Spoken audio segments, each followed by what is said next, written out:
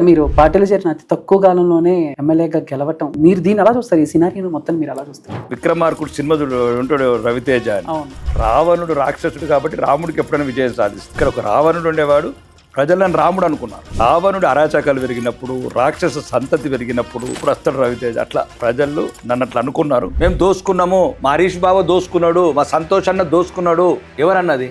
Switzerland లాకర్ల కీళ్ళ దగ్గర గొడవ వచ్చింది. బౌలర్ క్లియర్గా ఉన్నాడు, అది క్లియర్గా చెప్పేస్తున్నాడు బాలు. ఇంకా మా వాడు ఎటున్నాడు, ఫీల్డర్ ఎటున్నాడు, చక్క చెక్క కొడితే అయిపోయేది. ఇంకా అటు ఇటు అదే గేమ్ కథ చేద్దామని నేను అంటున్నాను. గేమ్ క్లోజ్ చేద్దాం. ఓవరాల్గా 144 వందే భారత్ ట్రైన్లు, 150 ఎయిర్పోర్ట్లు, భారతదేశంలో అన్ని 6 లైన్ హైవేస్ కట్టాం. కాబట్టి భారతీయ జనతా పార్టీని కొంతమంది కేవలం హిందూ మతం పార్టీని ఇది, మరి మేము హిందువులు మెజార్టీ దగ్గర ముస్లింలకు వెళ్తున్నారు, మరి ముస్లింస్కి మెజార్టీ దగ్గర హిందువులు ఎందుకు వెళ్తున్నారు? ఎప్పుడైనా రాకేష్ రెడ్డి గారికి బెదిరింపులు వచ్చినాయా ఈ రాజకీయాల్లోకి వద్దాం అనుకున్నప్పుడు కానీ, వచ్చిన తర్వాత కానీ? భయం లేని బతుకున్నారు, భయం లేని.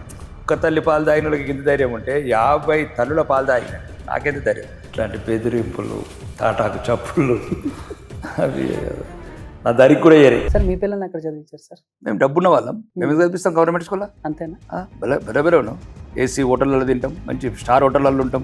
ఎందుకుంటామండి? టీచర్ అనేవాడు ఆ ఉద్యోగం మీద ఆధారపడుతుంది, ఆ వ్యవస్థ మీద ఆధారపడుతుంది. కాబట్టి టీచర్ ఏం చేయాలంటే డబ్బు లేకపోతే కర్మ అనుకుంటాడు. మాకు డబ్బు ఉంది కాబట్టి మేము ఇంటర్ స్కూల్ చదివిస్తాం. అంటే మల్లారెడ్డికి ఇయ్యి, లేదు పల్లరాజేశ్వరరెడ్డికి ఇయ్యి, మీకు చేత కాకపోతే. దుబాయ్ నుంచి పరిగెట్టాను, సింగపూర్ నుంచి పరిగెట్టాను, హాంకాంగ్ నుంచి పరిగెట్టాను, చైనా నుంచి పరిగెట్టాను, అమెరికా పరిగెట్టాను, లండన్ పరిగెట్టాను, ఆస్ట్రేలియా పరిగెట్టాను, జర్మనీ పరిగెట్టాను, ఫ్రాన్స్ పరిగెట్టాను. సార్ అంటే ఇన్ని దేశాలు తిరిగిన రాకేష్ రెడ్డి గారు రాజకీయాల్లోకి రావాలని ఎందుకు అనుకున్నారు? తల్లి లేదు, తండ్రి లేదు, బంధువులు లేరు, ఎవ్వరు లేరు. నాకు వాళ్ళే నా బంధువులు. అనాథగా పెరిగాను, అనాథగానే ప్రపంచాన్ని చూశాను. అన్ని కష్టాలు ఎదుర్కొన్నాను, కన్నీళ్ళు గార్చాను, కారం పువ్వు తిన్నాను, కడుపు రగులుపోతుండే ఎన్నో బాధలు. లాస్ట్ పుష్ప 2 టైం అప్పుడు సో అల్లు అర్జున్ గారి సినిమా ఒకటి రిలీజ్ అయినప్పుడు చనిపోవడం జరిగింది. ఆ తర్వాత ఆయన అల్లు అర్జున్ గారు రేవంత్ రెడ్డి గారు పేరు మర్చిపోవడం జరిగింది. సో స్టేషన్కి వెళ్తాం. ఈ సినారియో మీకు ఐడియా ఉంది కదా సార్? అల్లు అర్జున్ కూడా బాగా గర్వం, అతని బాడీ, అతని నాని.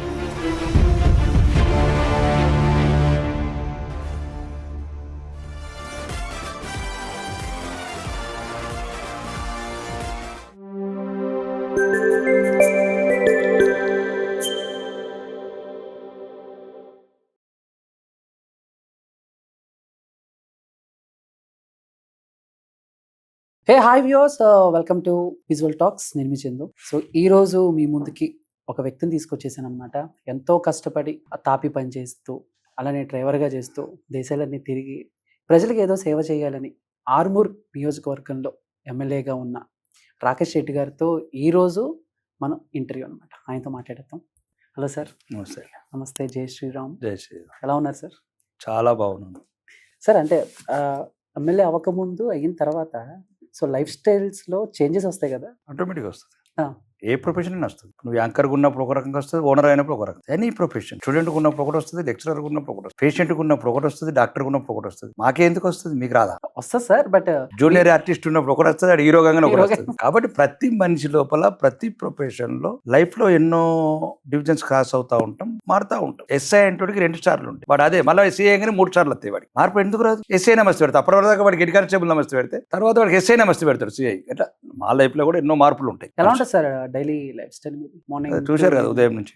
చూస్తున్నాను సార్. బట్ ఇస్ పర్సనల్ గా ఏముంటది? పర్సనల్ గా ఇంకా ప్రజా జీవితంలో ఇంకా ప్రజలని మనము ఒక రకంగా మనం ఒక ప్రజాప్రతినిధిగా ఎన్నుకున్నారు. వాళ్ళ సమస్యలు ఏదో పరిష్కరిస్తాము, వాళ్ళ బతుకులేమో బాగుపడతాయి. మొత్తం చేయకుండా కొంతనే చేయాలి కదా. దానికైతే మార్చలేము, కానీ ఎంతో కొంత మార్చడానికి ప్రయత్నం చేయాలి, ఎంతో కొంత అభివృద్ధిలో తీసుకెళ్ళడానికి ప్రయత్నం చేయాలి. అలాగానే మార్నింగ్ ఈ టైంకి లేకటం, పేపర్ చదవటం, లైక్ వాకింగ్, జిమ్, ఇది ఉంటుంది సార్ మీకు? వాకింగ్ హైదరాబాద్లో చేస్తాం. కొద్దిగా జనాలు ఉదయం 6 గంటల, పల్లెటూరు ప్రాంతం కాబట్టి, రూరల్ కాన్స్టిట్యూన్సీ కాబట్టి ఉదయం 6-6:30 నుంచే వస్తారు. ఇంకా రాత్రి 12 అవుతుంది కాబట్టి అలసిపోయినట్టుంటే స్ట్రెయిన్ అవుతాం. కొద్దిగా ఏదో లేవగానే డైరెక్ట్ కాఫీ తాగి ఇమీడియట్లీ ప్రజలతో మాట్లాడుతూ వాళ్ళతోనే సరదాగా ఉంటూ. I'm not a politician, I'm a leader. Politician is different, leader is different. ఈ డిఫరెన్స్ ఏమంటారు సార్? పొలిటీషియన్ అంటే రాజు, అహంకారం, రాజుననే అహంభావం. ఎన్నికల వరకు ఒక ఎత్తు, ఎన్నికలైన తర్వాత ప్రజలని ద్వితీయ చూసి మేమేదో మీదికెళ్ళి పుట్టినాము, మేము ఏళ్ళ తందికే పుట్టినాము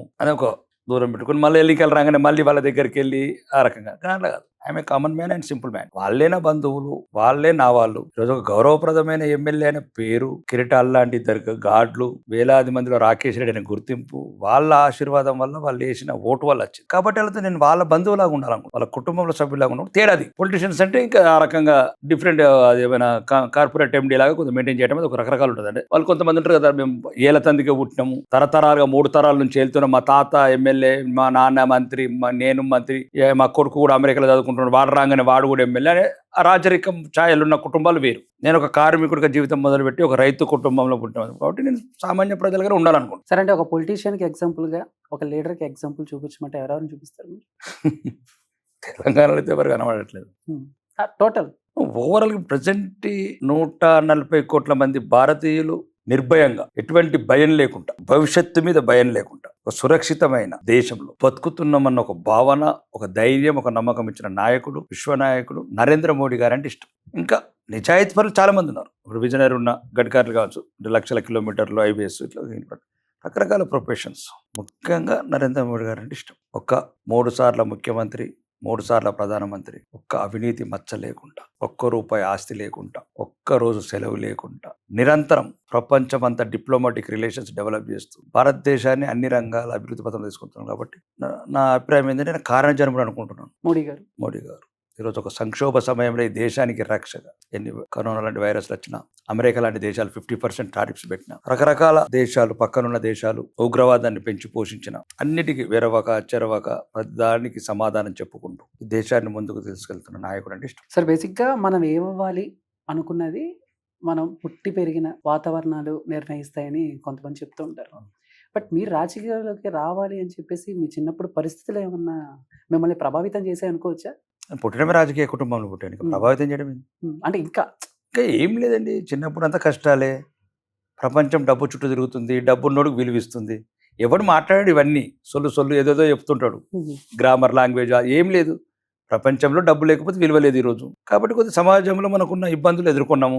కొన్ని మామూలు కుటుంబంలో పుట్టడం వల్ల, ఆస్తులు లేకపోవడం వల్ల, రకరకాల సమస్యలు కుటుంబంలో ఉన్న ఇబ్బందుల వల్ల ఎదుర్కొన్నాము. దానికి ఒకటి ప్రత్యామ్నాయం ఏంటి?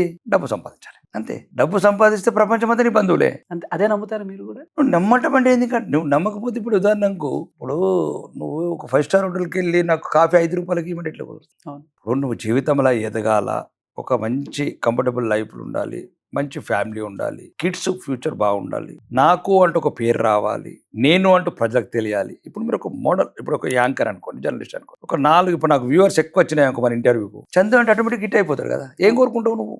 అంతే సార్. అంటే వ్యూవర్స్ తక్కువ కావాలనుకుంటావా, వ్యూవర్స్ ఎక్కువ కావాలనుకుంటావా? ఎక్కువ రీచ్ కావాలని కోరుకుంటారు. మరి అంతే.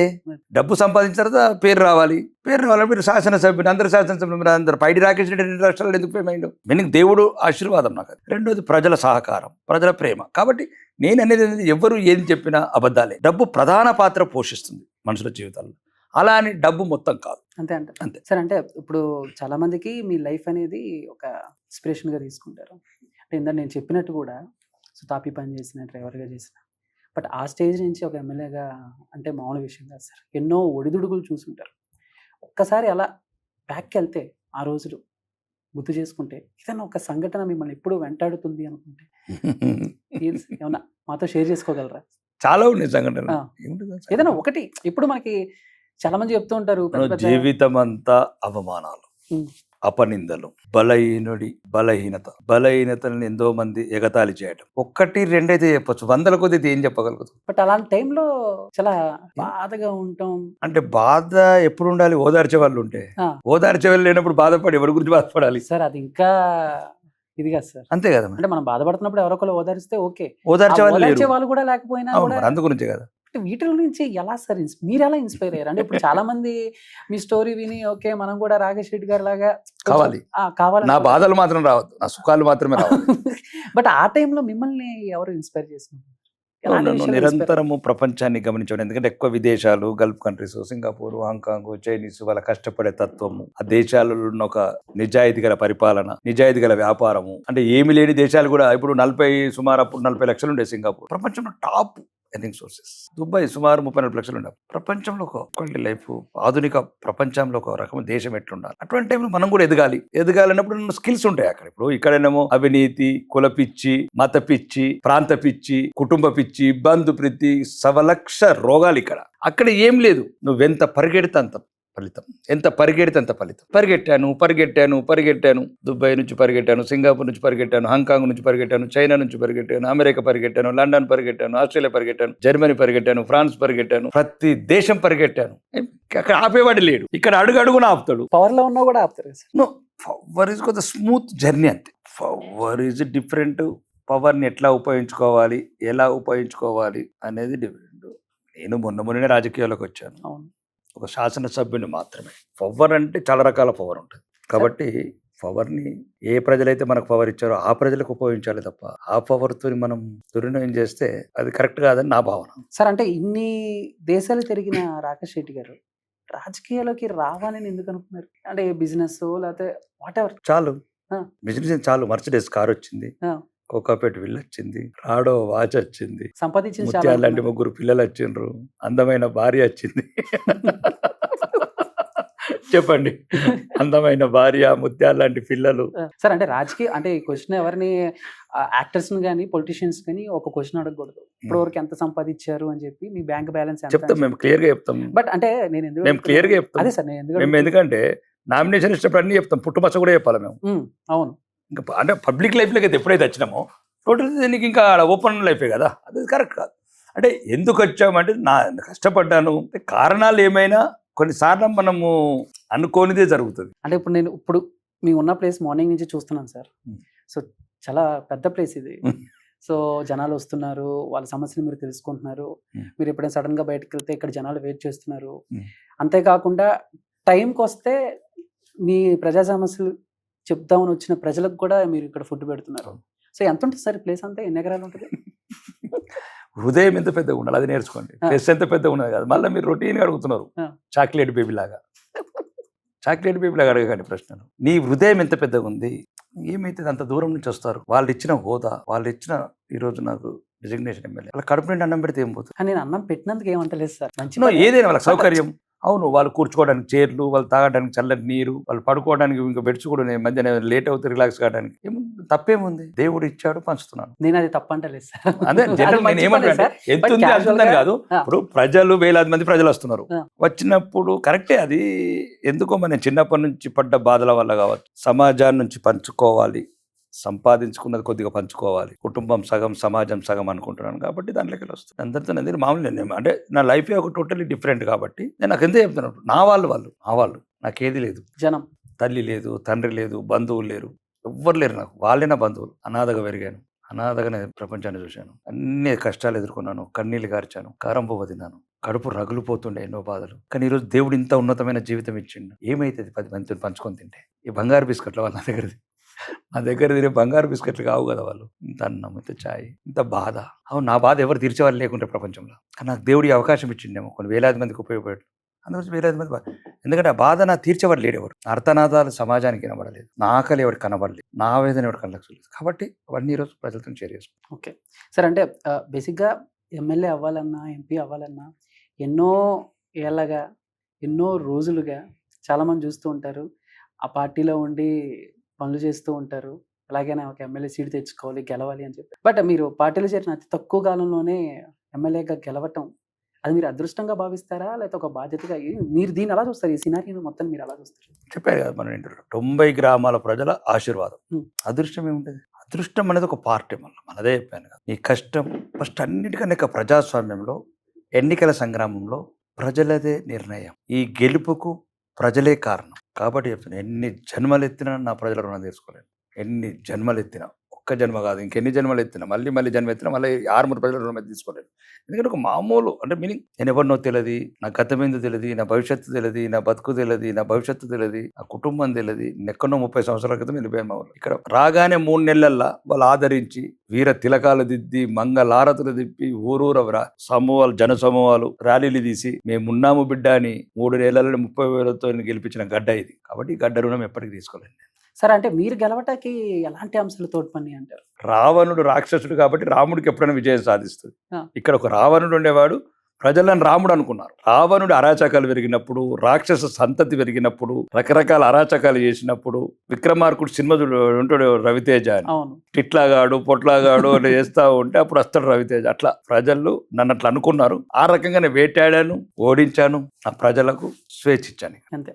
అంతే. సరే బేసిక్‌గా రాజకీయాల్లో అయినా లేకపోతే ఏ రంగంలో అయినా ఒకళ్ళకంటే మనం ముందొస్తున్నా లేకపోతే ఒకడు మనకు అడ్డొస్తున్నా ఎలాగోలా తప్పించాలి, ఏదో ఒకటి చేయాలి, బెదిరింపులు ఉంటాయి. సో అలా ఎప్పుడైనా రాకేష్ రెడ్డి గారికి బెదిరింపులు వచ్చినాయా? ఈ రాజకీయాల్లోకి వద్దాం అనుకున్నప్పుడు గాని, వచ్చిన తర్వాత గాని? భయం లేని బతుకు నాది, భయం లేని బతుకు. ఇట్లాంటి బెదిరింపులు, తాటాకు చప్పుళ్ళు అవి నా దరికి కూడా ఏరాయి. బట్ ఎప్పుడు? ఈ జీవితంలో ఇది నెక్స్ట్ జన్మలో మళ్ళీ ఏదైనా పిరికి జన్మ ఎత్తుతేమో చెప్పలేను. హ్మ్. సుమారు 50 తల్లుల పాలు తాగి పెరిగాను నేను. ఒక్క తల్లి పాలు తాగి పెరిగినోడికి ఇంత ధైర్యం ఉండే, 50 తల్లుల పాలు తాగి పెరిగినోడు నాకెంత ధైర్యం ఉండాలి? ఆండుగాడు, గానుగాడు, పండుగాడు వీళ్ళకే ఒక్క తల్లి పాలు తాగిన వాళ్ళకి ఇంత ధైర్యం ఉంటే 50 తల్లుల పాలు తాగిన నేను, నాకెంత ధైర్యం ఉండాలి? రకరకాలు అనుకుంటా ఉంటారు. భయపడితే భయపెడుతుంది సమాజం, తిరగబడితే పరిగెడుతుంది. అంతే. తిరగబడి చూడు సమస్య కూడా ఒక నీడ అనుకుందాం, భయం అనేది ఎంబడి వస్తూ ఉంటుంది, నిలబడి ఆగిపోతుంది. కాబట్టి అవన్నీ పెద్ద పట్టించుకొని జీవితంలో ఇంకా భవిష్యత్తులో ఇంకెన్నో ఎదుర్కోవాల్సింది ఉన్నది. అప్పుడు కావచ్చు, ఇప్పుడు కావచ్చు, ఎప్పుడు ఉంటాయి. రకరకాల సమాజం లోపల ఈ సమస్యలను ఎదుర్కొంటూ ముందుకెళ్ళి ప్రజలకు ఏం చేయగలుగుతాం, మరీ ముఖ్యంగా పేద ప్రజలకు ఏం చేయగలం అనేది ఆలోచిస్తూ ఉండాలి నాయకుడు అనేవాడు. ఆ దారిలోనే పోతున్నాం. ఓకే. సరే అంటే గెలిచిన తర్వాత ఎలాంటి విషయాల మీద ఎక్కువగా అవగాహన సంపాదించారంటే ఏం చెప్పాలి? ఎందుకంటే ఒక నియోజకవర్గంలో ఎన్నో సమస్యలు ఉంటాయి, మనకి తెలియని సమస్యలు కూడా ఉంటాయి. ఒకసారి అవి తెలుసుకున్నప్పుడు ఇది చిన్నదే కదా, ఇది ఎందుకు ఇప్పుడు వరకు సాల్వ్ అవ్వలేదని చెప్పేసి మనమే అనుకుంటాం. అలా మీరు గెలిచిన తర్వాత ఆర్మూర్ నియోజకవర్గంలో ఎలాంటి సమస్యలు, చిన్న పెద్ద సమస్యలు? ఫస్ట్ నేను గెలవగానే ఆర్మూర్లో వీధికొక రౌడీ ఉండేవాడు. With in 24 hours rowdyism control అయిపోయింది. కబ్జాలు, ప్లాట్లు, మధ్యతరగతి వాళ్ళ పేదవాళ్ళు విత్ ఇన్ 24 hours కంట్రోల్. ఊరికి ఒక 4-5 రౌడీలు ఉంటాయి. రాజకీయ నాయకుల ముసుగులు వేసుకొని స్థానిక ప్రజాప్రతినిధుల ముసుగులో అవినీతి అవన్నీ తగ్గించాను. ఇది గతంలో 10 సంవత్సరాలు 90 గ్రామాల ప్రజల్ని నరకయాతన పెట్టిన ఆ నాయకులను అందరినీ ఇళ్లలో కూర్చోబెట్టాను. సమస్య లేని అభివృద్ధి అంటే రాజ్యాంగంలో విలువలు లేని ప్రభుత్వం ఇక్కడ ఉంది తెలంగాణ. అంటే సమాన న్యాయంతో చూడాల్సిన 33 జిల్లాలు చూసిన న్యాయం చేయాల్సిన నాయకత్వం లేదు. కొందరు సీనియర్ మంత్రులు, గౌరవ ముఖ్యమంత్రి గారు అందరూ తమ ప్రాంతానికి నిధులు తరలించుకో దాన్ని అడుగుతున్నాం, పోరాడుతున్నాం. ప్రజాస్వామ్యం రాజ్యాంగం ప్రకారం ఇది కరెక్ట్ కాదు. రాజ్యాంగం కరెక్ట్, దయచేసి మీరు పోరాడుతున్నాం, నిధులు తీసుకొస్తున్నాం, కానీ రావాల్సినంత వాటి రావట్లేదు. ఏముంటాయి గ్రామాలలో? నాణ్యమైన విద్య లేదు, నాణ్యమైన వైద్యం లేదు, ఉపాధి లేదు. ప్రధాన సమస్యలు ఇవే. నాణ్యమైన విద్య లేదు. ఇప్పుడు స్కూల్ పోకడానికి అటెండ్ అయ్యాను. ఎగ్జాంపుల్ చెప్పి అడిగాను టీచర్లని. 22 మంది ఉన్న స్కూల్లో ఫర్ ఎగ్జాంపుల్ 3 టీచర్లు, సాలరీ ఏమో 36 లక్షలు, 12 నెలలు పని. 22 మందే స్టూడెంట్స్ పెరుగుతలేదు ఎందుకని అడిగాను. పెరగరు. అదే 22 మంది ప్రైవేట్ స్కూల్ అయిపోయాయి కదా, స్కూల్ విద్య నిర్వీర్యం అవుతుంది కదా. కాబట్టి ఉపాధ్యాయులు చెప్తారు, దయచేసి భవిష్యత్తు భారతదేశ నిర్మాతల విలుపిల్ల. అదే సార్, ఎందుకంటే మీరు ఒకసారి అసెంబ్లీలో కూడా దీని గురించి డిస్కస్ చేశారు. అవును. విద్య అనేది ఎంత ఇంపార్టెంట్ అనేది. ఎందుకంటే స్కూల్ ఫీజులు పెరుగుతున్నాయి. ఎంత పెరిగినా కూడా మిడిల్ క్లాస్ వీళ్ళందరూ గవర్నమెంట్ స్కూల్లో జాయిన్ చేయకుండా తీసుకెళ్లి పబ్లిక్ స్కూల్లోనే జాయిన్ చేస్తున్నారు. సో ఇది ఇలాగే కంటిన్యూ అవుతుందంటారా సార్? ఎక్కడికైనా తగ్గుతుందంటారా? మళ్ళీ గవర్నమెంట్ స్కూల్స్ వైపు తల్లిదండ్రులు చూసే సిచ్యువేషన్స్ వస్తాయంటారా? ఈ నాయకులు ఇప్పుడున్న తెలంగాణలో ఉన్న నాయకులు, అన్ని పార్టీల నాయకులు, మళ్ళీ మీరు ఏదో ఆ పార్టీ వీళ్ళు ఉన్నంత వరకు మాత్రం రాదు. మరి రావాలంటే ఏం చేయాలంటారు? అంటే మొత్తం కాకుండా మీ నియోజకవర్గంలో మళ్ళీ పిల్లలు, తల్లిదండ్రులు గవర్నమెంట్ స్కూల్స్ వైపు చూడాలి అని అంటే మీ దగ్గర ఉన్న నా దగ్గర చాలా పని ఉన్నది. అదే ఇప్పుడు చెప్పారు మా టీచర్లు కూడా, నాకు వస్తే 15 రోజులు చాలని చెప్పి. 15 రోజులు ఏం చేస్తారు సార్? 15 రోజులు పెద్ద పని ఏంది? సింపుల్ అండి. దాంట్లో ఏముంటుంది? ఇప్పుడు మేము చిన్నగా ఉన్నప్పుడు చదువు అందరం ఎస్సీలు, బీసీలు, ఓసీలు అందరూ కలిసి చదువుకునేవాళ్ళు. ఒకటి. రెండోది చాలా బాగుండేటి మౌలిక వసతులు ధ్వంసం చేశాం. రాజకీయ నాయకులు ఉచిత పథకాలు, అవినీతి పథకాలు వల్ల మొత్తం ధ్వంసమైంది వ్యవస్థలని. శాంతి భద్రతలు కావచ్చు, పోలీస్ వ్యవస్థ కావచ్చు, అన్ని వ్యవస్థ, న్యాయ వ్యవస్థ, అన్ని వ్యవస్థను పాడు చేశారు. దీనికి కారణం రాజకీయ నాయకులు, బ్యూరోక్రాట్స్. ఇప్పుడు విద్య ఉన్నది, విద్య చెప్పేవాడు పిల్లలు స్కూల్లో లేరు. ఎందుకు రావాలి ఆ స్కూల్లో వేరే వాళ్ళు? ఇప్పుడు నువ్వు ఓటర్లు పెట్టావబ్బా, నీ ఓటర్లు తినకుండా పక్క ఓటర్లు నీ ఓటర్లు ఎందుకు తినాలి మేము? నువ్వు నీ హోటల్ పెట్టావు, నీ హోటల్లో నువ్వే తినకుండా పక్క హోటల్ తింటే నేను నీ హోటల్ ఎందుకు తినాలి అంటే ప్రజల ఆలోచన. కరెక్టే సార్, అర్థమైంది. ఫస్ట్ అక్కడ ఏమంటారు అంటే టీచర్లే పిల్లలే చదువుతలేరు అంటే టీచర్లకే నమ్మకం లేదు. అంటే టీచర్స్ వాళ్ళ పిల్లల్ని గవర్నమెంట్ స్కూల్లో జాయిన్ వాళ్ళు అనుకుంటారు ప్రజలు. నిజమే సార్, అది రియల్. అంటే ఇప్పుడు ప్రజలు ఏమనుకుంటున్నారంటే వీళ్ళ పిల్లలే గవర్నమెంట్ స్కూల్లో ఒక్కరు చదువుకుంటలేరు, ఇంకా మా పిల్లల్ని ఏం జాయిన్ చేస్తాం, అంతే కదా. అంటే వాళ్ళు అనేది ఏంటంటే టీచర్లకు నమ్మకం లేదు ఆ స్కూళ్ళ మీద. చదువు చెప్పేవాడికి ఆ స్కూల్ మీద నమ్మకం లేదు, తను చెప్పే చదువు మీద నమ్మకం లేదు. నా పిల్లలకు మంచి చెప్తా అని, ఇంకా నేనెందుకు నా పిల్లల్ని జాయిన్ చేయాలన్నా, ఇది మెయిన్ ప్రాబ్లం. సార్ మీ పిల్లల్ని ఎక్కడ చదివించారు సార్? మేము డబ్బున్న వాళ్ళం, మేము చదివిస్తాం గవర్నమెంట్ స్కూల్లో. అంతేనా? బెరబెరను ఏసీ హోటళ్ళలో తింటాం, మంచి స్టార్ హోటళ్ళలో ఉంటాం. ఎందుకుంటామండి? టీచర్ అనేవాడు ఆ ఉద్యోగం మీద ఆధారపడుతుంది, ఆ వ్యవస్థ మీద ఆధారపడుతున్నాడు. కాబట్టి టీచర్ ఏం చేయాలంటే టీచర్లను కూడా తప్పు పట్టలేదు. ఎందుకు చదివించాలి టీచర్ల వాళ్ళ పిల్లల్ని? అంతో ఎంతో తన సౌకర్యవంతమైన ఉన్నతమైన చదువులు చదివినరు, కష్టపడి ఎగ్జామ్స్ రాసినరు. అన్ని రాసిన తర్వాత ఎన్నో పరీక్షలకు ఎన్నో రాత్రులు కష్టపడి చదివి ఆ ఉద్యోగాలు సంపాదించుకున్నారు. సంపాదించుకున్న తర్వాత ఎటువంటి వసతులు లేని స్కూళ్ళలో ఎందుకు చదివించాలి వాళ్ళ పిల్లల్ని?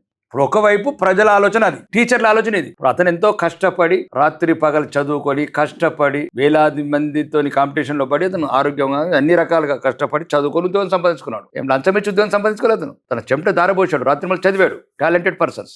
అంత కష్టపడి చదివిన స్కూల్లో బాత్రూమ్ లేని స్కూల్లో ఆయన కూతురు ఎందుకు పంపిస్తాడు? ఎంతో సాలరీ ఎర్నీ చేస్తున్నాడు కదా, ఎంతో సాలరీ ఎర్నీ చేస్తున్నాడు. కష్టానికి ఫలితం. అతనికి జీతం ఊరికనే పెట్టలేదు గవర్నమెంట్. అతను డబ్బు వస్తున్నది కాబట్టి నా పిల్లల్ని దీన్ని ఎందుకు చదివించాలి? బాత్రూమ్ లేని స్కూల్లో, ఫ్యాన్ లేని స్కూల్లో, పందులు కుక్కలు తిరిగే స్కూల్లో, కిటికీలు లేని స్కూల్లో, కంపౌండర్లు లేని స్కూల్లో, బుక్కులు లేని స్కూల్లో, బోర్డులు లేని స్కూల్లో, సైన్స్ టీచర్ లేని స్కూల్లో, మ్యాథ్స్ టీచర్ లేని స్కూల్లో ఎందుకు చదివించాలా? 16 ఏళ్ళు ఆడబిడ్డని బాత్రూమ్ లేని స్కూల్కి ఎందుకు పంపించాలా? తండ్రి డబ్బు లేకపోతే కర్మ అనుకుంటాడు, ఎగ్జామ్ డబ్బు లేకపోతే కర్మ అనుకుంటాడు. డబ్బు ఉంది కాబట్టి సౌకర్యంగా చూసుకుంటాడు. మాకు డబ్బు ఉంది కాబట్టి ఇంటర్నెట్ స్కూల్ చదివిస్తాం అంటే వాట్ సింగ్. ఇప్పుడు అన్ని సౌకర్యాలు ఇచ్చిన టీచర్ పిల్లలు ఎందుకు చదివారు? ఇప్పుడు ఏ టీచర్ అయితే అన్న పిల్లల్ని ఒక ప్రైవేట్ స్కూల్లో చదివిస్తారు, దాంట్లో ఉన్న సౌకర్యాలు దీంట్లో కల్పించు. ఎందుకు పంపించారు టీచర్? ఖచ్చితంగా పంపిస్తారు. ఈ డబ్బు ఇంకా భవిష్యత్తుకి ఇన్వెస్ట్ చేసుకుంటాడు, బంగారు మేడల చైన్ కొనుక్కుంటాడు. బట్ ఎందుకు ఆ సౌకర్యాలు ఉండటం లేదు? సోయి తప్పిన ప్రభుత్వాలు, అవినీతి నాయకులు, అడుగడుగున మదమెక్కిన రాజకీయ నాయకులు. ఈ ప్రైవేట్ స్కూల్స్ లో హస్తం కూడా కొంతమంది రాజకీయం పక్కన పెట్టండి. ఇప్పుడు మళ్ళీ వ్యాపార ఉదాహరణకు మల్లారెడ్డి ఉన్నాడు, సుమారు 1,00,000 మంది స్టూడెంట్స్. మరి మల్లారెడ్డికి ఇయ్యి, లేదు పల్లరాజేశ్వరరెడ్డికి ఇయ్యి, మీకు చేత కాకపోతే. ఆఖరి గవర్నమెంట్ స్కూల్ పిల్లలు కలెక్టర్ కానీ, ఒక ఎస్పీ కానీ, ఒక డాక్టర్ కానీ, ఒక ఇంజనీర్ కానీ, ఇదేం అన్యాయం? వేలాది కోట్లు, సుమారు 25,000 కోట్ల బడ్జెట్ పెట్టి ప్రతి సంవత్సరం 3 లక్షల విద్యార్థులు డ్రాప్ అవుట్ అవుతూ వేలాది మంది టీచర్స్ రిక్రూట్ చేసి, ఇది ఎక్కడ వ్యవస్థ? ఎక్కడ లేదు ప్రపంచంలో. ఆఫ్రికాలో కూడా లేదు ఇట్లాంటి పరిపాలన. ఆఫ్రికాలో మరి దరిద్రం ఉంటుంది పాపం. మళ్ళీ ఇప్పుడు అదుగుతున్నారు, ఎన్నో రకాల ఇబ్బందులు ఉన్నాయి. ఇంత కూడా దరిద్రం లేదు. ఇట్లాంటి ఏం పరిపాలన లేదు. విద్యాశాఖ మంత్రి లేడు, విద్యాశాఖ మంత్రి లేడు తెలంగాణ. ఎవరి బిడ్డలు ఉన్నారండి స్కూళ్ళల్లో? ఎందుకుంటారండి విద్యాశాఖ మంత్రి? అగ్రవర్ణాల పిల్లలు, ధనవంతుల పిల్లలు, టీచర్ల పిల్లలు స్కూళ్ళల్లో ఉంటే విద్యాశాఖ మంత్రి ఎందుకు ఉంటాడు? విద్యాశాఖ బడ్జెట్ 15% ఎందుకు పెరగదు? ఇవన్నిటికీ ఒకటేనండి. ఫస్ట్ మౌలిక వసతులు పెంచాలి, టీచర్లకు చెప్పాలి, దయచేసి మీ పిల్లలు చదివించండి. మీరు ఏదైతే ప్రైవేట్ స్కూళ్ళలో చదువుతుందో నమ్మకం కలగాలంటే వాళ్ళ పిల్లలు పంపించాల్సి. అంతే సార్. కానీ వాళ్ళ పిల్లల్ని కూడా పంపించాలంటే దయచేసి ఎట్లయితే ప్రైవేట్ స్కూల్ లాంటి ఏమంటారు పరిస్థితులు అక్కడ ఉండాలి, అంతేనే కాదు. అప్పుడు ఈ విద్యా వ్యవస్థ దెబ్బ ఏం కాదు, బ్రహ్మాండంగా అయితే. సో ఇప్పుడు మీ నియోజకవర్గంలో ఈ మౌలిక వసతులు ఇవన్నీ మీరు వర్క్ చేస్తున్నారు సార్ వాటి మీద?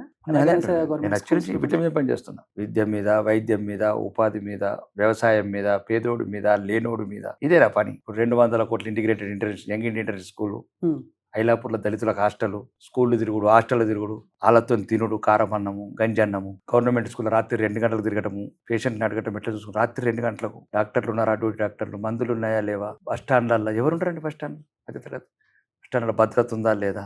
ఎక్కడ పేదవాడు మధ్యతరగతి ఉంటే అక్కడే దృష్టి పెట్టాను నేను. ఉన్నవాడు ఎట్లన్నా బతుకుతాడండి. కారు ఉంది, బోరు ఉంది, బీరు ఉంది.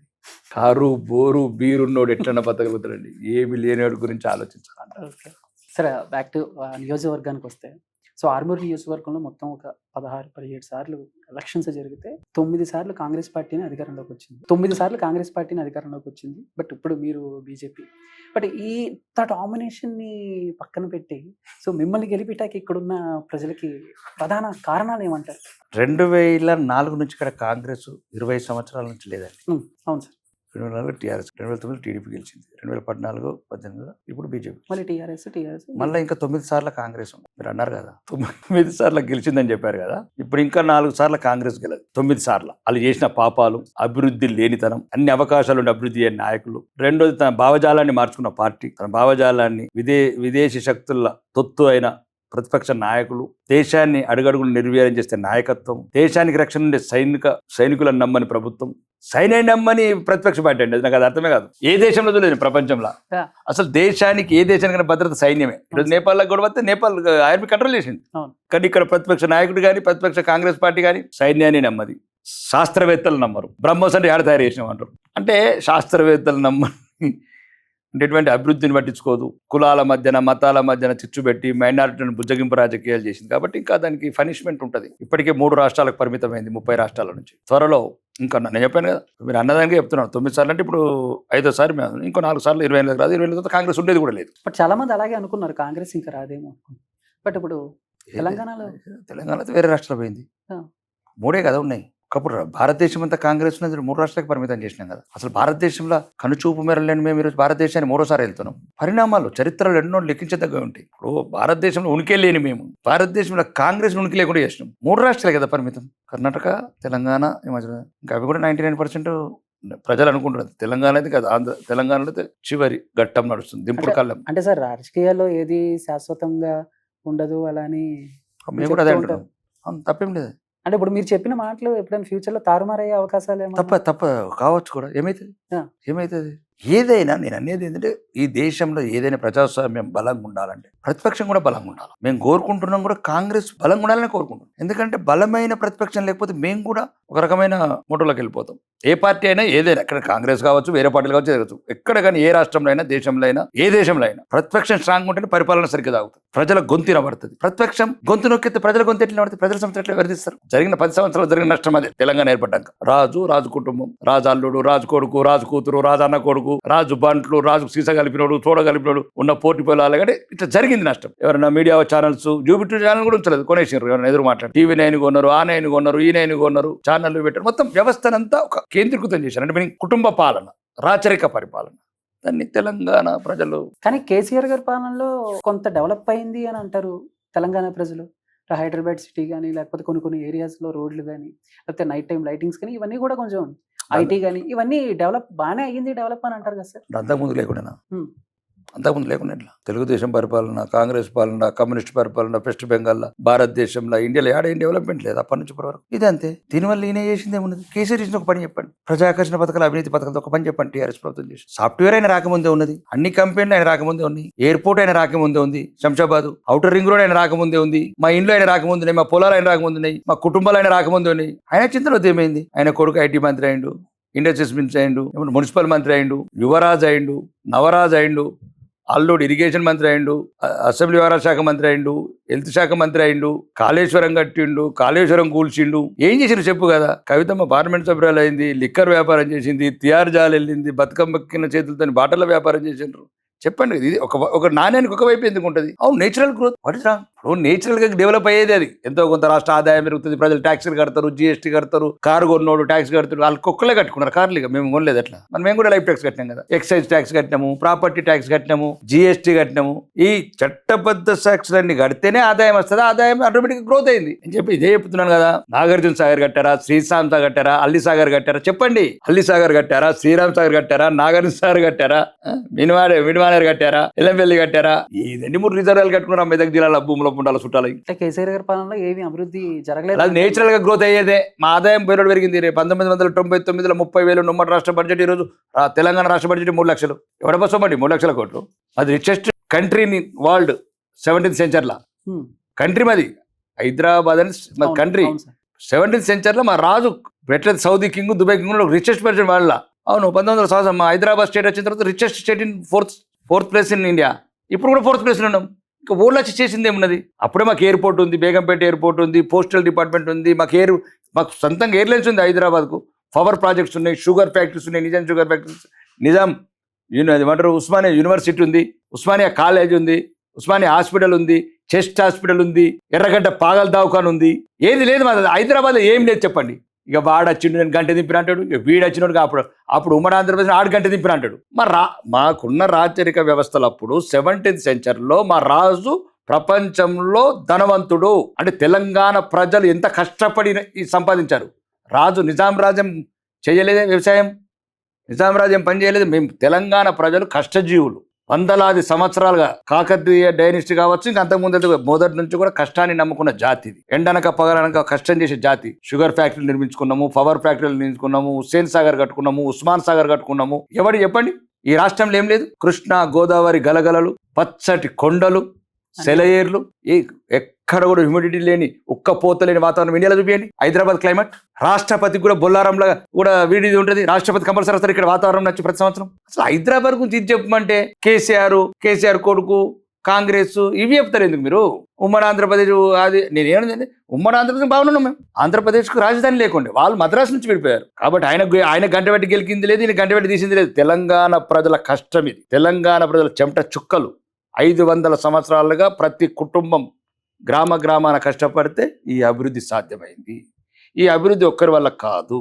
ఈ అభివృద్ధిని ధ్వంసం చేస్తున్నాయి ప్రభుత్వాలు. అప్పుడు నా ప్రభుత్వం కావచ్చు, ఇప్పుడు నీ ప్రభుత్వం కావచ్చు. మిగులు బడ్జెట్ ఉన్న రాష్ట్రాన్ని అప్పుల కుప్ప చేసిన గత ప్రభుత్వం, దాన్ని రోజుకు 10,000 కోట్లు అప్పు చేసుకుని పెంచుతున్న ఈ ప్రభుత్వం. ఆయన 10 ఏళ్లలో 8 లక్షలు చేసిండు, ఈయన సంవత్సరంన్నరనే 3 లక్షలు చేసిండు. కాబట్టి తెలంగాణకు ఏదో ఒక రోజు మంచి రోజులు రావాలి, మంచి పార్టీ రావాలి, మంచి నాయకత్వం రావాలి, ప్రజలలో మళ్ళీ కష్టపడే తత్వాన్ని పెంచాలి. సోమరితనం పెంచే పథకాలు ప్రవేశపెట్టి ప్రజలను పని చేస్తున్న ప్రభుత్వాలకు ఎక్కడొక చోట అడ్డుకట్టపడాలి. ప్రజలు కూడా ఆలోచించాలి, ప్రభుత్వాలు కూడా ఆలోచించాలి. ఏమి ఇవ్వాలి, ఏమి ఇవ్వకూడదు, ఎవరికి ఇవ్వాలి, ఎవరికి ఇవ్వకూడదు. ఈ రెండు తప్పినోళ్ళు, సోయి తప్పినోళ్ళు ఇప్పుడు తెలంగాణ రాష్ట్ర ప్రభుత్వ అధినేత, గత ప్రభుత్వం కావచ్చు, ఇప్పుడు కావచ్చు. దీనివల్ల ఏమొస్తుంది?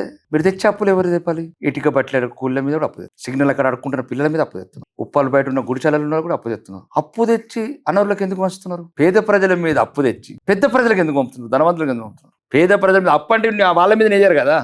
3,50,00,000 మంది తెలంగాణ జన్మ, 3,50,00,000 మందిలా వేస్తారు. ఉప్పలు బయట ఉన్న గుడిసెలలోకి అప్పెందుకు బాధ్యత కావాలి? వారికి సరైన విద్య లేదు, సరైన వైద్యం లేదు, సరైన ఉపాధి లేదు. వాళ్ళ మీద అప్పులు తెచ్చి మీరెందుకు పంచుకుంటున్నారు? 100 కోట్లు 1000 కోట్లు ఎందుకు పెంచుకుంటున్నారు? ప్రాజెక్ట్ కాస్ట్లు అవసరం ఎంతో ఎందుకు వస్తున్నారు? ప్రాజెక్టులు కాలువలు తవ్వకుండా రిజర్వాయర్లు ఎందుకు కడుతున్నారు? రిజర్వాయర్లు కూడా కాలువలు ఎందుకు అవుతున్నారు?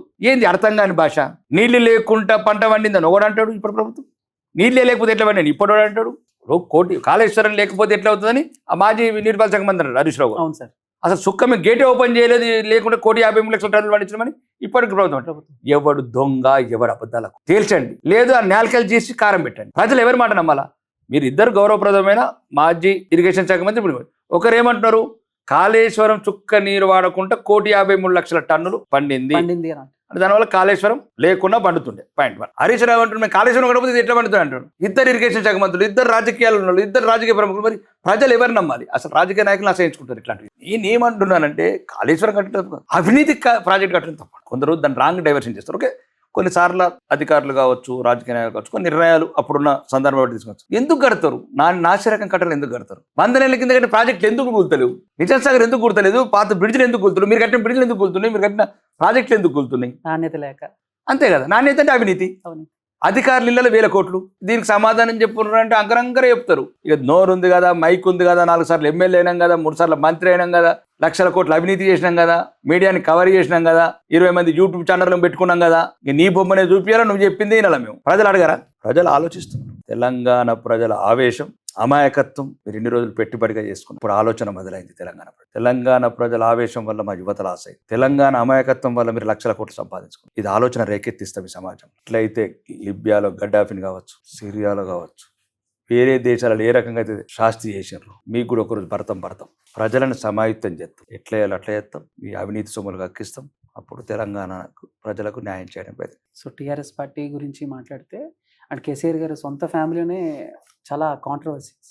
సో ఫోన్ ట్యాపింగ్ కానీ లేదా లిక్కర్ స్కామ్ కానీ దీన్ని ఎలా చూస్తారు సార్ మీరు? అంటే రీసెంట్గా కూడా తండ్రి సొంత పార్టీలో నుంచి కూతుర్ని తీసేయటం కూడా సో మొత్తం బాగా దేని గురించి? అదే సార్ టోటల్గా ఈ సినారియో గురించి దేని గురించి తీసేసారు మీరే చెప్పాలి సార్. అది అలాంటివి అంటే పైకి చదివేది మేము వినేది చాలా ఉంటాయి. అవనే చెప్తుంది కదా. అదే రాష్ట్రాన్ని దోసుకున్నాము మళ్ళీ మీరు గమనించాలి. మళ్ళీ ఇదేదో మాట్లాడుతారు, మేము దోసుకున్నాము, మా హరీష్ బాబు దోసుకున్నాడు, మా సంతోష్ అన్న దోసుకున్నాడు, మా సంతోష్ అన్న దళితులను చంపేపించిండు. ఎవరన్నది? దోచుకున్నది, దాచుకున్నది, పంపకాల తేడొచ్చింది. స్విట్జర్లాండ్ లాకర్ల కీళ్ళ దగ్గర గొడవ వచ్చింది. మరిగినరు కదా. తెలంగాణ అమాయక ప్రజల అమాయకత్వాన్ని ఆసరా చేసుకుని పదవులలో కులకటం నేర్చుకున్నారు కదా. ఇప్పుడు ఇబ్బంది అవుతుంది. రాజ్యం పోయింది కదా.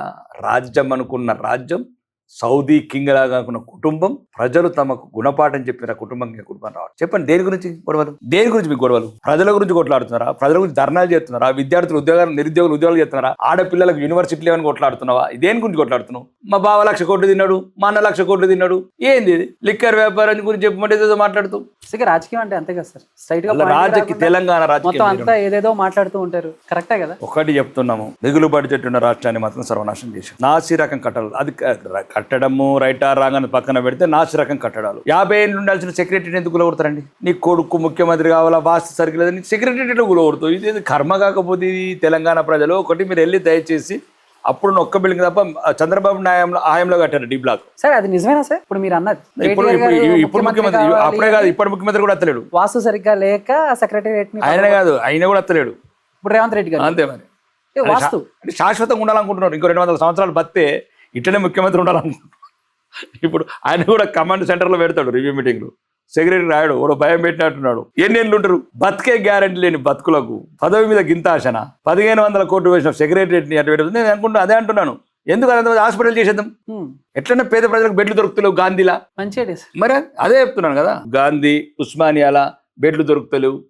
సపోజ్ మంచి సిటీ సెంటర్లు ఉంది. అరే రాజుల కన్నా పేదలకు హాస్పిటల్ కట్టి ఇంత మంచి రాజభవన్ అట్లనే పేరు తెచ్చుకుందాం. మనం అవుటర్ రింగ్ రోడ్ పక్కన కట్టుకుందాం. ఎట్లనే వాళ్ళు పెద్ద ఆఫీసర్లు, పెద్ద సార్లు, పెద్ద మంత్రులు, పైరవికారులు, బ్రోకర్లే కదా సెక్రటరీ. సామాన్య ప్రజలకైతే ఏముంటుంది పాపం, 3 గంటలకు వస్తారు. అది కూడా ఏదైనా ఒక చిన్న కౌంటర్ పెడితే అయిపోతుంది, పాత అసెంబ్లీ కన్నా సెక్రటరీ కన్నా. ఇప్పుడు మీకు నమ్మకాలు లేవు, గత ముఖ్యమంత్రి రాలేదు, గత ముఖ్యమంత్రి ఈ ముఖ్యమంత్రి వస్తలేదు, మరి ఎందుకు అది హాస్పిటల్ చేద్దాం? ఎప్పుడు సెక్రటరీ లేండి, ఎవరు ఉండరు, మంత్రులు కూడా ఉండరు. పేషెంట్లు ఏమో బెడ్లు లేకుండా కారిడార్లో అంటున్నారు. గాంధీ హాస్పిటల్ అలా, ఉస్మానియా హాస్పిటల్ అలా, వరంగల్, కాకతీయ. మంచి ఇంకొక ఆధునిక అంటే ప్రపంచం నిబరపోతుంది. అరే ఇంత తెలంగాణ రాష్ట్రం ఆ పేదల గురించి కూడా ఇంత మంచి హాస్పిటల్ కట్టినట్టు ఇట్లనే పేరు రాని, లేదా 1200 అమరవీరుల బ్లాకులు పెడదాం. Srikanthachari block, Eshan Reddy block, constable Krishnaiah block. అందరికి ఒక జ్ఞాపకం ఉండిన చిరస్థాయిగా ఈ 1200 మంది బిడ్డల ప్రాణాలు కోల్పోతే ఈ బిల్డింగ్ కట్టి హాస్పిటల్ చేసిండ్రు. ఒక దాంట్లో కొద్ది శ్రీకాంతాచారి పూజలు చేస్తారు పేషెంట్లు. ఎట్లన్నా పోయిన వాళ్ళు కొద్దిగా సంతానం చేకూర్చుకొని రిలీఫ్ అయి బయటికి వెళ్తారు. ఆడ శ్రీకాంతాచారికి పూలు పెడతారు, కానిస్టేబుల్ కృష్ణయ్యకి పూలు పెడతారు ఒక బ్లాక్ లా, ఒక దాంట్లో స్వర్ణక్కకు పూలు పెడతారు, ఒక దాంట్లో యాదయ్యకు పూలు పెడతారు. 1200 మంది ఫోటోలు పెట్టి 1200 రూములు, ఇంక 2000 రూములు ఉంటున్నాయి. కాబట్టి ఇట్లనే చేయండి. మీరు 1200 చెప్పారు. చెప్తున్నాను, రాజులకు రాజకీయ నాయకులు ఎట్లున్నారంటే ఇంకా 200 ఏళ్ళు బతాం. అరే ఎందుకు రేపటికి భరోసా లేని జీవితాలు, ఏదో ఒకటి మంచి చేసిపోతాం సమాజానికి అని నా అభిప్రాయం. సార్ అంటే ఇప్పుడు మనం మాట్లాడుకునే దాన్ని బట్టి చూస్తే ఉంటారు, వెళ్తారు, ఇంకా వాళ్ళే సీఎంలుగా ఉండాలనుకుంటున్నారు. అంటే ఈ ఓవర్ కాన్ఫిడెన్స్ అనేది కూడా కొంచెం రాజకీయాలు ఈ మధ్య బాగా ఎక్కువైంది సార్. ఎందుకంటే ఇటు ఇక్కడ తెలంగాణ ప్రభుత్వం చూసినా, అటు ఆంధ్ర ప్రభుత్వాలు చూసినా, సో అక్కడ ఉన్న సీఎంలు కానీ ఎమ్మెల్యేలు కానీ మేము ఇంకో 20 ఏళ్ళు ఉంటాం, మేము ఇంకో 30 ఏళ్ళు ఉంటాం. ఎందుకంటే లాస్ట్ టైం అక్కడ జగన్మోహన్ రెడ్డి గారిని కూడా చూసాం. అక్కడ ఎమ్మెల్యేలు కూడా మా నాయకుడు ఇంకొక 20 ఏళ్ళు ఉంటాడు, ఇంకొక 30 ఏళ్ళు ఉంటాడు అని చెప్పేసి. ఇవన్నీ కూడా ఓవర్ కాన్ఫిడెన్స్. అంటే జనాలకి ఏం చేసాము, మనం ఎటు వెళ్తున్నాం అని కాకుండా మేమేమి ఉంటాం అనేది కూడా ఎలా జనాల్లోకి వెళ్తుంది అని అంటారు మీరు? ఒకటండి, అవినీతి. అవినీతి సంబంధించిన 1,00,000 కోట్ల డబ్బు, పేద ప్రజల మీద లక్షలాది కోట్లు అప్పు, వీడింట్లోకి వెళ్ళి తెచ్చినట్లు ఉచితంగా వంచుడు, అనరులకు వంచుడు, ప్రతిదీ సోమరిపోతులు చేసుడు. దేశానికి బాగా ఇబ్బంది అవుతుంది భవిష్యత్తులో. ప్రజలు మొత్తానికి సోమరిపోతులు రేపు దేశాన్ని ఎవరు కాపాడుకోవాలి? ఈరోజు ఇప్పుడు దానికి ఫర్ ఎగ్జాంపుల్ తెలంగాణ ఉంది, కొన్ని ఫీల్డ్లలో బీహార్, ఒరిస్సా, ఛత్తీస్గఢ్, వాళ్ళు కూడా వాళ్ళ రాష్ట్రం నుంచి మరి ఈ రాష్ట్రం కూడా పనిచేయాలి. వీడు ఏవైతే ఉచితాలు ఇస్తున్నావు వాడు కూడా ఇచ్చిండు అనుకో, ఎట్లయితే భూములు అమ్ముతున్నావు రోజు ఇంత ఆటకేకల్లా. అంటే నేను చెప్పేది ఏంటంటే ఇది ఒకటి, రాజకీయ నాయకులు మారాలి, కానీ వీళ్ళు మారరు. 1,00,000 కోట్ల డబ్బు, ఒక్కొక్క కుటుంబానికి 20 పవర్ ప్రాజెక్ట్. కొందరు ఈ రాష్ట్రాల పార్టీ పెడతారు, మళ్ళీ కాదంటే ఆ రాష్ట్రానికి పోయి పార్టీ పెడతారు. ఎక్కడ కాలు దొరికితే అక్కడ రాజకీయం చేయడానికి. ఎక్కడ వీళ్ళకి ఉందా మీనింగ్? రాష్ట్రాలు మార్చే పార్టీలు పెడతారు. గౌరవనీయ షర్మిల గారు ముందేమో తెలంగాణ రాష్ట్రంలో పార్టీ పెట్టింది, ప్రాంతీయ పార్టీ. ఆడబిడ్డను కాదు ఈడబిడ్డని, మళ్ళీ ఈడబిడ్డ అడిపోయింది. అంటే ప్రజల అవసరం లేదు, ప్రజల నమ్మకాలు అవసరం లేదు, ప్రజల సెంటిమెంట్ అవసరం లేదు, మీ దగ్గర డబ్బు ఉన్నది కదా ఒక గేమ్ ఆడుతున్నారు. మా అమాయక ప్రజలు తెలంగాణ ప్రజలు కాబట్టి వాళ్ళకి ఏదో తూతూ మంత్రాలు తాయిలాలు ఇచ్చుకుంటూ మీరు ర్యాలీలలో దండాలు వేయించుకుంటున్నారు. ఇదా మా కర్మ. కాబట్టి రాజకీయ నాయకులకు జ్ఞానోదయం కావాలి. వీళ్ళకి అవుతుందని నాకు నమ్మకం లేదు. కాబట్టి ప్రజలే మారాలి, వీళ్ళని మార్చాలి. సరే, షర్మిలా గారి టాపిక్ వచ్చింది కాబట్టి అసలు మీరు అన్నారు కాబట్టి మేము ఉంటాము, మేమే ఉండాలి అంటున్నారు కాబట్టి అన్నారు. అదే సార్, అంటే ఆంధ్ర రాజకీయం మీరు తీశారు కాబట్టి చెప్పాను నేను. అదే సార్, ఎందుకంటే ఇప్పుడు షర్మిలా గారి పేరు వచ్చింది కాబట్టి యాజ్ ఎ పొలిటీషియన్ గా మీరు ఒక ఎమ్మెల్యే కాబట్టి, సో దీని మీద మీ అవగాహన అంటే మీరేం చెప్తారండి? ఇటు పక్కన చూస్తే కేటీఆర్ గారు, కవిత గారు, అక్కడ చూస్తే జగన్మోహన్ రెడ్డి గారు, షర్మిల గారు. సో అక్కడ ఫ్యామిలీలో చిన్న చిన్న ఇష్యూస్, ఇక్కడ ఫ్యామిలీలో మళ్ళీ 2 కుటుంబాలు కూడా, 2 తెలుగు రాష్ట్రాల్లో కూడా పెద్ద కుటుంబాలు మంచిగా. సో ఏం లేకుండా ముందు ముందే తర్వాత అయినాయి. వాట్ ఎవర్ సార్ తర్వాత అయినా. సో ఎందుకు ఈ డిఫరెన్సెస్ ఎందుకు వస్తున్నాయి అంటారు? అంటే అంటే ఎప్పుడో దావోస్ మీటింగ్కి వెళ్ళారు కేటీఆర్ గారు, జగన్మోహన్ రెడ్డి గారు. ఇద్దరు సూట్ వేసుకొని ఫోటోలు దిగారు, ఇద్దరు సూట్ వేసుకొని, యువరాజులు, వైఎస్ గారు అబ్బాయి, కేసీఆర్ గారు అబ్బాయి. ఆ మీదికి వెళ్ళి 1200 ఆత్మలు చూసినట్లే. అనవసరంగా చంపుతారు కదరా మమ్మల్ని మీరని. నీళ్ళు అంటిరి, నిధులు అంటిరి, నియామకాలు అంటిరి, మీరు ముఖ్యమంత్రులు కాతంది కవరా మా బతుకులు ఇట్లా చేసిర్రు అని మా శ్రీకాంత్ చారి మీదికి వెళ్ళి చూసేది అన్నట్లు వాళ్ళు. మా జీవితాలను నాశనం చేసిన మీకు కూడా మనశ్శాంతి లేకుండా అయిపోయిందంటే వాళ్ళు ఇంటనే కుంపట్లు పెట్టినారు. సిస్టర్ స్ట్రోక్ మీదికి వెళ్ళి శపించినట్టున్నారు.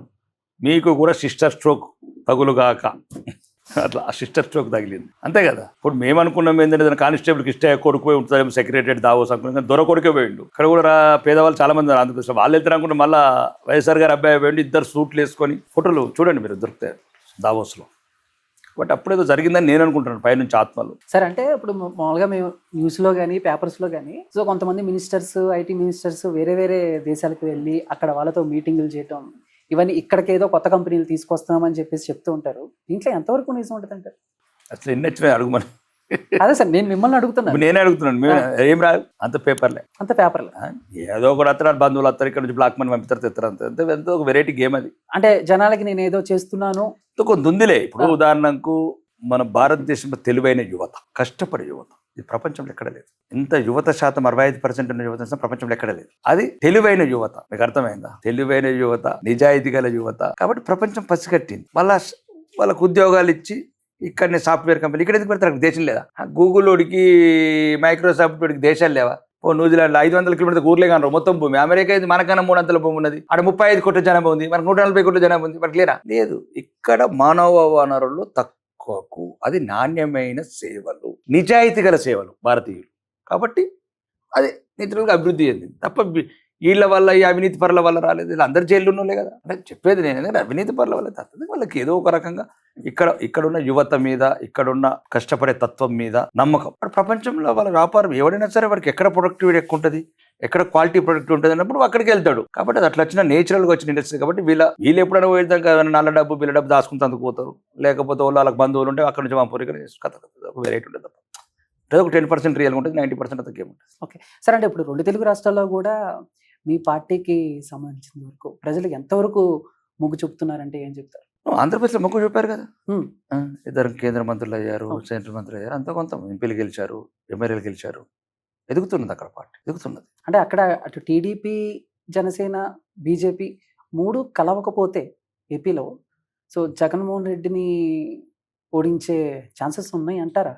రాజకీయాలలో అయితే అనే పదాలు ఉన్నాయి. ఓకే, ఆయన ఉంటే రాష్ట్రం విడిపోయేది కావచ్చు, రామారావు ఉంటే చంద్రబాబు నాయుడు మళ్ళీ గెలవకూడదు కావచ్చు, కేసీఆర్కి మంత్రి పదవి అయితే తెలంగాణ వచ్చేది కావచ్చు, సర్దార్ వల్లభాయ్ ఉంటే దేశం ఇంకా సురక్షితంగా ఉంటుంది. ఇవన్నీ దేవుడి నిర్ణయాలు. ఎప్పుడు ఎదగాల, ఎప్పుడు స్వతంత్రంగా అధికారంలో రావాలా. బాగా ప్రజాస్వామ్యంలో ఉన్న ఒక అందం ఏంటంటే కలిసి ముందుకెళ్ళటం, కలిసి పంచుకోవడం, కలిసి పరిపాలన చేయడం.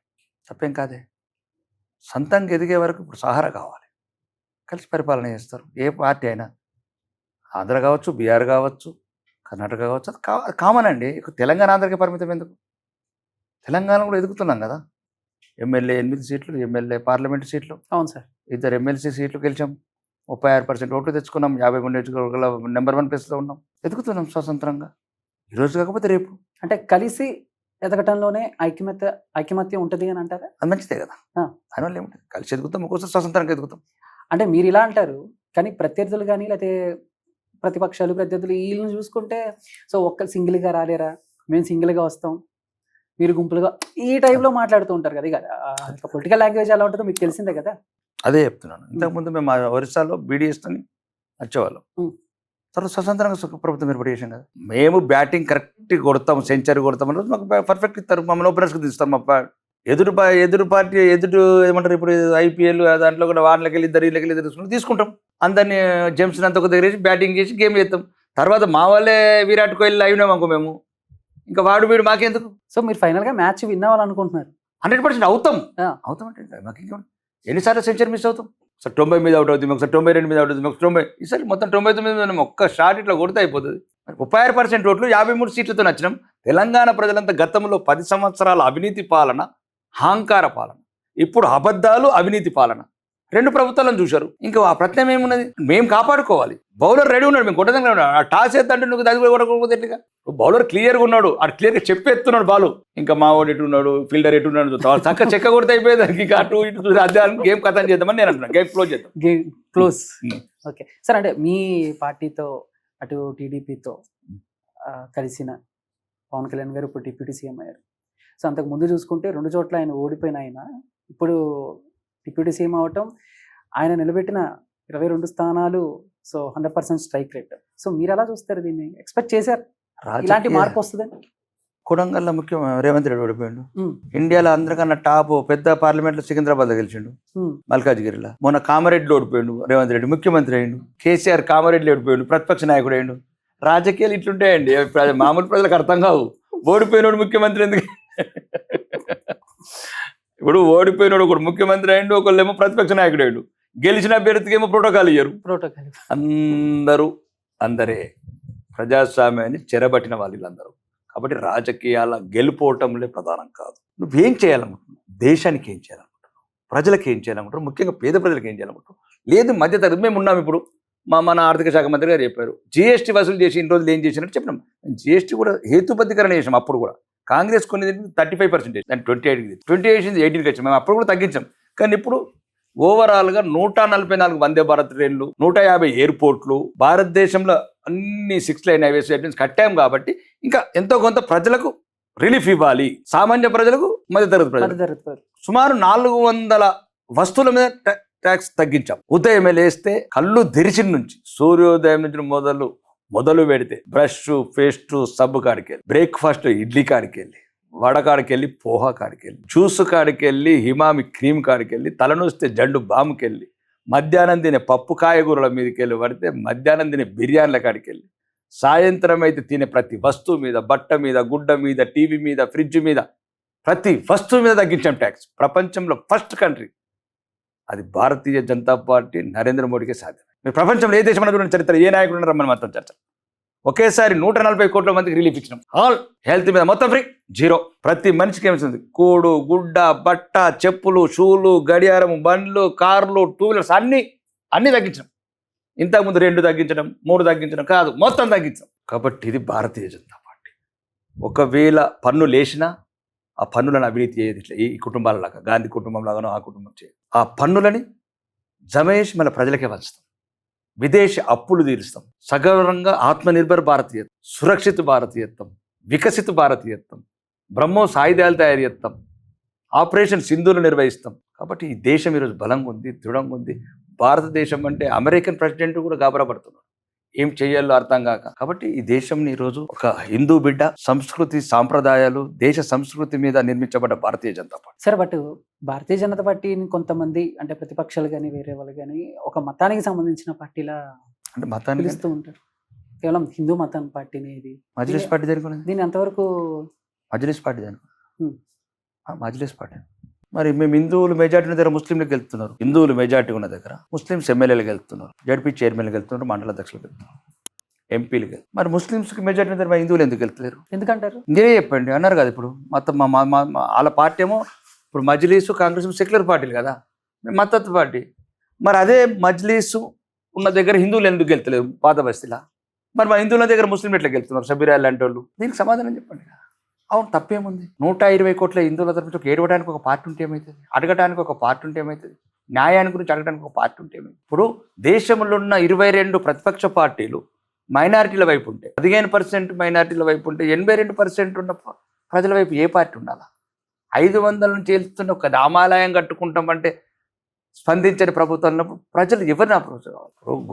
ఋషులను చంపుతారు, దేశాన్ని నమ్ముతారు, ఎమర్జెన్సీలు పెడతారు, హిందువులకు ఫ్యామిలీ ప్లానింగ్ చేస్తారు, వక్ఫ్ బోర్డు చట్టాలు పెడతారు. మరి ఎటు పోవాలి హిందువులు ఈ దేశం నుంచి? అప్పుడేమో మత ప్రతిపాదన పాకిస్తాన్ తెలుస్తుంది, బంగ్లాదేశ్లోకి హిందువులు నిలబడుతుంది. ఎక్కడికి పోవాలి? అసలు ఉన్నదే ఒక దేశం. ఎవడో ఒకటి ఏడవాలి కదా వీళ్ళ గురించి, ఎవడో ఒకటి అడగాలి కదా.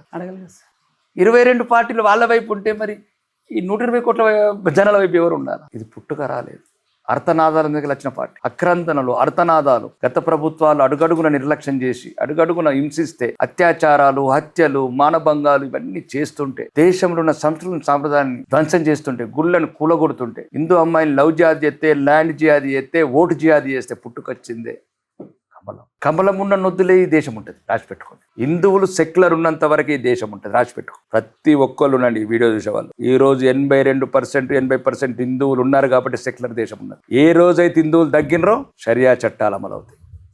ఎట్లయితే బంగ్లాదేశ్, పాకిస్తాన్ ఏ చట్టాలు అమలవుతున్నాయి, మైనారిటీలైన హిందువులను ఏ రకంగా నిర్మూలిస్తున్నారు, రాసిపెట్టుకోండి. ఈ దేశం శాంతియుతంగా ఉంటేనే ప్రపంచం శాంతియుతం. అది హిందువులో ఉన్న సంస్కృతి సాంప్రదాయం. సర్వే జను సుఖినోభవంతన్న జాతి ప్రపంచంలో ఇది ఒకటే. వేదాలు, మంత్రాలు, గాయత్రి మంత్రాలు, సుప్రభాత పాఠాలు, అందరూ సమానమనే జాతి, అందరితో ప్రేమపూర్వకంగా ఉండే జాతి ప్రపంచంలో హిందూ జాతి మాత్రం. ఇప్పుడు కూడా రాసి పెట్టుకోండి, హిందువులు మెజారిటీ ఉన్నారు కాబట్టి సెక్యులర్ దేశం ఉంది. ఏ రోజైతే హిందువుల ఇప్పుడు ఎట్లయితే తగ్గుతున్నారో ఇంకా కొన్ని రోజులు తగ్గితే ఇంకా ఈ దేశంలో సెక్యులర్ ఉండదు.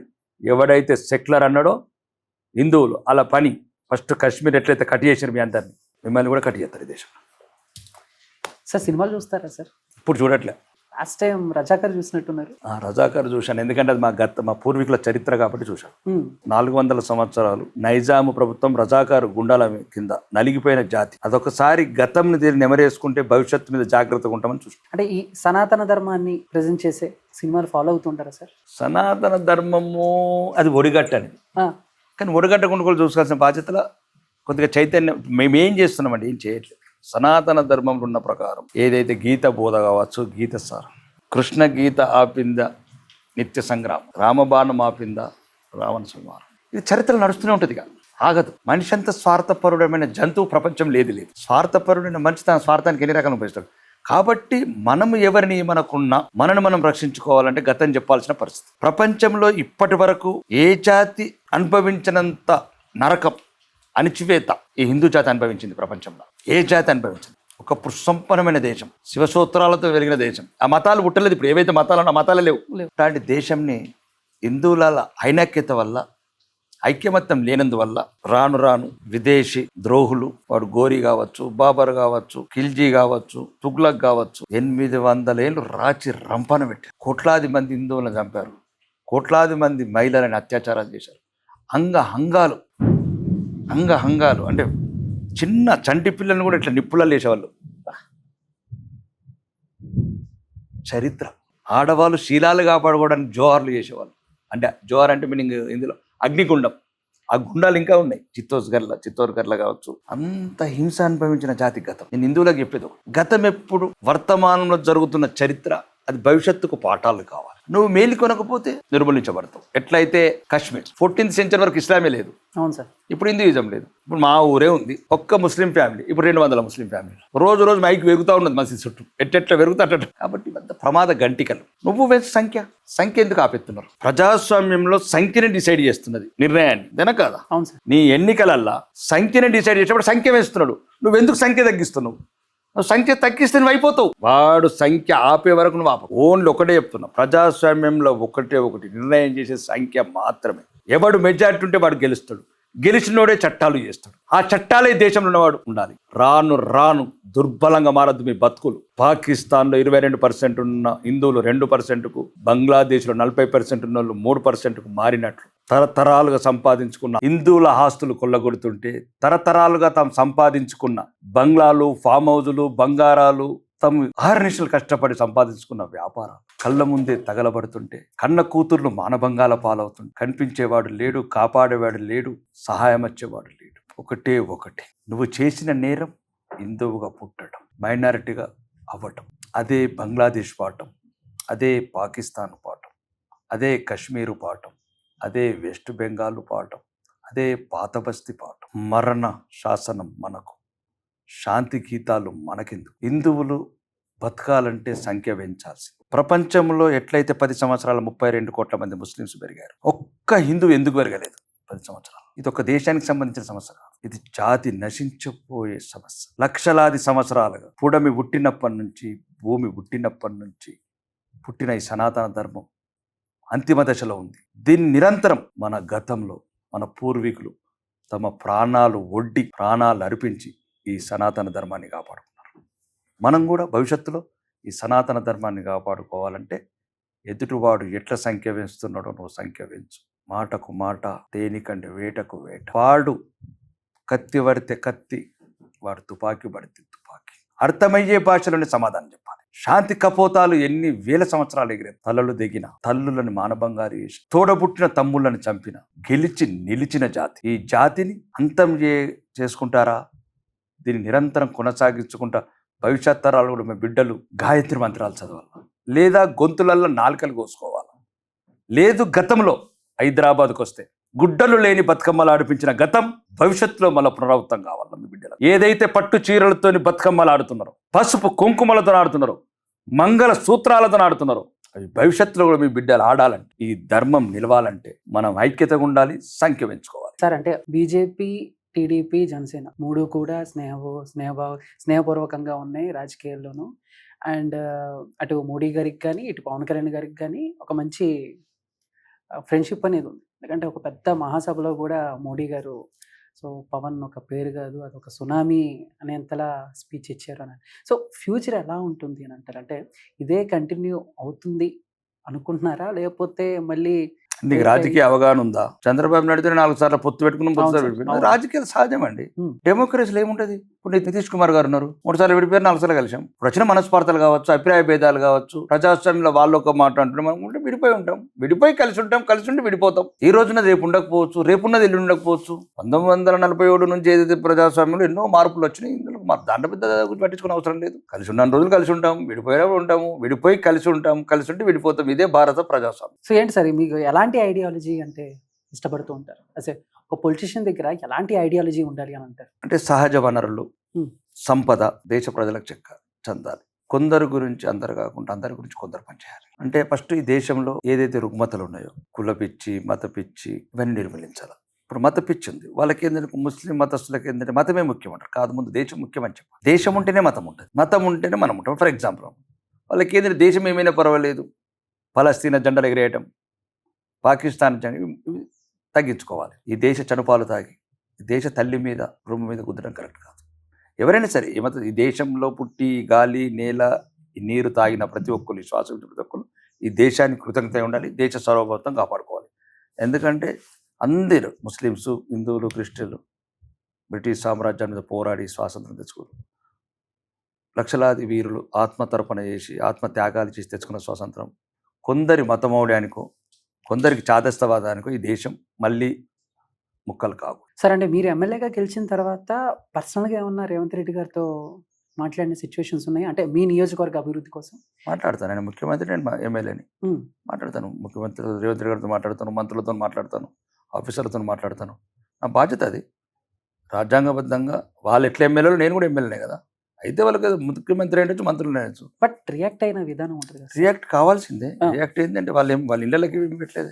నా పట్ల కొద్దిగా సానుకూలంగా ఉంటారు అందరూ. ఎందుకంటే నేను ఎప్పుడు కూడా నా గురించి ఏం అడగాను కాబట్టి, ఎప్పుడు ఎంతసేపు పేదవాళ్ళ గురించి, మధ్యతరగతి గురించి, గల్ఫ్ కార్మికుల గురించి, నిర్వీర్యమవుతున్న యువత నిషా గురించి, ఇట్లా రకరకాల ఏదైతే సమాజాన్ని పట్టిపిస్తున్న రుగ్మతులు ఉన్నాయో, స్కూళ్ళల్లో మౌలిక వసతుల గురించి, నిరుద్యోగ యువతకు ఉద్యోగాల గురించి, గల్ఫ్ కార్మికుల నష్టపరిహారం గురించి, ఇట్లాంటి విషయం, వ్యవసాయంలో ఇక్కడ వ్యవసాయ నీటిపారుదల గురించి, సమాజానికి ఏం కావాలి. చాలామంది ఉన్నారు జూబ్లీ హిల్స్ గురించి మాట్లాడడానికి, కోకోపేటల గురించి మాట్లాడడానికి, బంగారు దుకాణం గురించి మాట్లాడడానికి, బలవంతుల గురించి మాట్లాడడానికి చాలామంది ఉన్నారు. పక్క చిక్కిన వాళ్ళకు, బలహీనులకు అండగా ఉండాలనుకుంటున్నాను. వాళ్ళ గురించి అడుగుతాం. కొన్నిసార్లు సానుకూలంగా ఉంటుంది, కొన్నిసార్లు ప్రతిపక్షంగా ఉన్నాం కాబట్టి అవమానాల పాలవుతాం. అవమానాలు దిగమింగాలి, రేపటి విజయానికి పునాదులు వేసుకోవాలి. సరే, లాస్ట్ క్వశ్చన్ ఒకటి అడుగుతున్నాను. రాజకీయాల్లో కొంతమంది కక్ష సాధింపు చర్యలు, ఒక్కొక్కసారి అవి న్యాచురల్గా జరిగినా కూడా ఇది కక్ష సాధింపు చర్యలే, కొంతమంది ఈగోకి వెళ్ళారని అంటారు. ఎగ్జాంపుల్ చూసుకుంటే లాస్ట్ పుష్ప 2 టైం అప్పుడు సో ఇన్సిడెంట్ మీకు తెలుసు. సో అల్లు అర్జున్ గారి సినిమా ఒకటి రిలీజ్ అయినప్పుడు చనిపోవటం జరిగింది. ఆ తర్వాత ఆయన అల్లు అర్జున్ గారు రేవంత్ రెడ్డి గారు పేరు మర్చిపోవటం జరిగింది. సో స్టేషన్కి వెళ్తాం. ఈ సినారియో మీకు ఐడియా ఉంది కదా సార్? అల్లు అర్జున్ కూడా బాగా గర్వం, అతని బాడీ, అతని లాంగ్వేజ్, వేలాది కోట్లు సంపాదించినట్టున్నాడు అలా అయ్యా ఆయన. కానీ కొద్దిగా గౌరవించాలి పెద్దవాళ్ళని. డబ్బు ఉంటూ ఉండొచ్చు, 1,00,000 కోట్లు ఉంటుండొచ్చు. నీ వయసు ఎంత, నువ్వు కూడా వయసు కూడా గమనించాలి. మేము స్వతంత్ర సమరయోధుడు కాదు, మా తెలంగాణ గురించి నువ్వు పానాలు ఇచ్చినాడు కాదు, లేకపోతే ఆర్మీలో పోయి పనిచేసినాడు కాదు. కాబట్టి కొద్దిగా బాధ్యతగా వ్యవహరించాలా, కొద్దిగా అనుకో ఉండాలి. ఆస్తులు ఉన్నదని ఒళ్ళంతా అహంకారం చూపించే అవసరం లేదు. అంటే పేరు మర్చిపోవటం ఆ అది టైంలో అదృచ్ఛికం కావచ్చు, తర్వాత జరిగిన పరిమాణాలు కూడా అహంకారపూరితంగా ప్రవర్తించడం ఒక రకంగా. కొన్నిసార్లు కొన్ని సంఘటనలు అది పెద్ద కథ ఉన్నది, కానీ దాంట్లో కూడా కొన్ని ఇష్యూస్ ఉన్నాయి, వేరే ఇష్యూస్ ఉన్నాయి, పర్సనల్ ఇష్యూస్. అది అవసరం లేదు. అయినా కానీ నీ వయసును దృష్టి పెట్టుకో. నువ్వు పెద్ద ఏదో దేశానికి సేవ చేసినవాడు ఏం కాదు, సమాజానికి హాని చేసే యాడ్స్ ఇచ్చేవాడు వేను. సమాజానికి పనికొచ్చే మూవీలు కాదు ఇతను తీసేది, సమాజాన్ని హాని చేసే మూవీలే. అయితే నువ్వు ఏదో స్టార్తో అయితే ఉండొచ్చు, ఇబ్బంది ఏం లేదు, తప్పేం లేదు. కానీ కొద్దిగా పెద్దలను గౌరవించడం, రాష్ట్రాలను కూడా గౌరవించడం నేర్చుకోవాలి, నా అభిప్రాయం. Thank you so much Rakesh Shetty గారు. ధన్యవాదాలు.